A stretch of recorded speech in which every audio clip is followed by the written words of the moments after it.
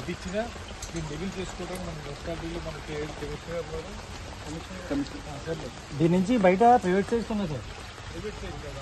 ఈ వాటర్ ఇక్కడ గుంటల్లాగా నిలబడిపోయింది కదా, దీన్ని ఇలా చేసి స్లోప్ అలా ఇచ్చుకుంటూ అర్థం కదా. ఇది జోడించాలండి.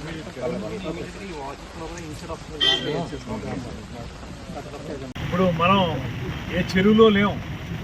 నిడదవోలు ఒకప్పుడు అద్భుతంగా ఉన్నటువంటి డిపో, ఇక్కడ ఆ డిపోలో బస్ స్టాండ్లో ఉన్నాం.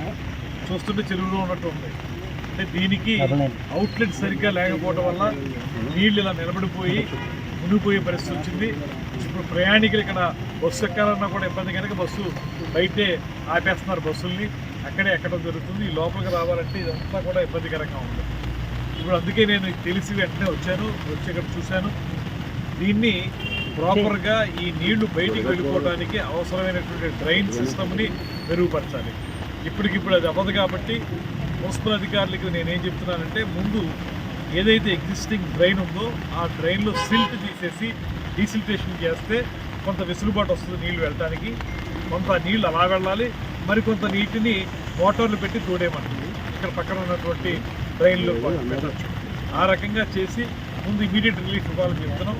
అయితే దీనికి మొత్తంగా ఈ నిడదవోలుకు సంబంధించి ఒక 3 కోట్లతో ఒక ప్రపోజల్ పెట్టాం. ఇక్కడ డ్రైన్లు కానీ ఇతరతర అంశాల మీద రుడాకి పెట్టామనేటువంటి మాట చెప్తున్నారు. అందులో ఇది కూడా ఒక కాంపోనెంట్గా ఉంటున్నారు. దాన్ని ఇప్పుడే నేను రుడా వైస్ చైర్మన్తో మాట్లాడాను. వాళ్ళు ఇమీడియట్గా దాన్ని ఫాలోఅప్ చేసి ఏం జరిగిందో మళ్ళీ చెప్తా అన్నారు.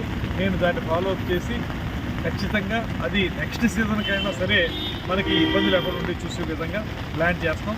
ఇప్పుడు మాత్రం ఇమీడియట్ రిలీఫ్గా నీళ్లు తోటం డీసిల్టేషన్ చేయడం అనేది చేయమని అధికారులకు చెప్తున్నాను. వాళ్ళు వెంటనే మొదలు పెడతారు.